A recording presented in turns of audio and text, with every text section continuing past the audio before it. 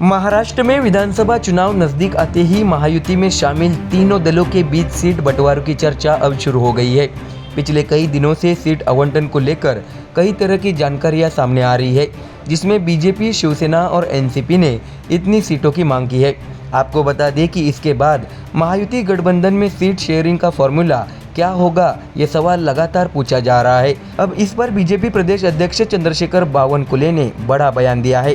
फॉर्मूले की घोषणा करते हुए बावनकुले ने कहा कि जो उम्मीदवार मजबूत होगा वह वहीं से चुनाव लड़ेगा। आपको बता दें कि सोमवार को कोराडी के जगदम्बा मंदिर क्षेत्र में पत्रकारों से बातचीत करते हुए बावनकुले ने कहा कि मैं महायुति के 3 नेताओं की सराहना करना चाहता हूं।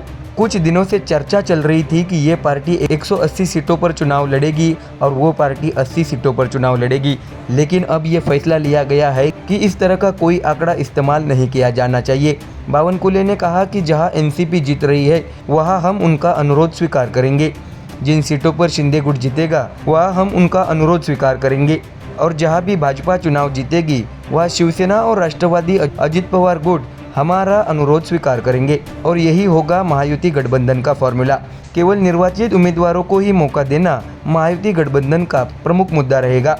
बीजेपी के प्रदेश अध्यक्ष चंद्रशेखर बावनकुले ने कहा, महायुति गठबंधन में 80 से 90% सीटों पर चर्चा हो चुकी है। बाकी सीटों पर जल्द से जल्द फैसला कर लिया जाएगा और उसके बाद तीनों नेता मिलकर आधिकारिक घोषणा करेंगे। इसके साथ ही बावनकुले ने यह भी कहा कि महायुति गठबंधन में सीटों के बंटवारों की घोषणा महाविकास आघाड़ी गठबंधन से पहले की जाएगी। तो वही इससे पहले शिवसेना विधायक संजय गायकवाड़ ने कांग्रेस नेता राहुल गांधी को लेकर विवादित बयान दिया था। गायकवाड़ ने आरक्षण के मुद्दे पर ध्यान दिलाते हुए कहा है कि जो कोई भी राहुल गांधी की जुबान काटेगा उसे वह 11 लाख रुपए का इनाम देंगे।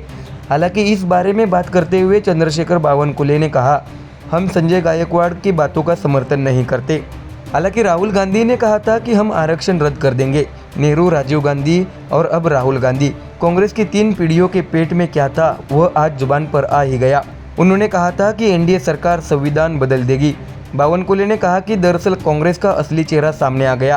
कांग्रेस ही आरक्षण की असली हत्यारी है। जरांगे पाटिल को राहुल गांधी के बयान पर भी चर्चा करनी चाहिए। अगर राहुल गांधी आरक्षण खत्म करने की बात कहते हैं तो मराठा आरक्षण का क्या होगा, ऐसा सवाल भी बावनकुले ने पूछा है।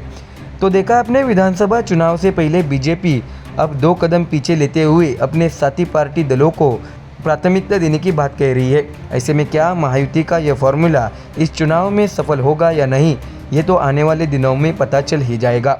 Bureau report, MDR news.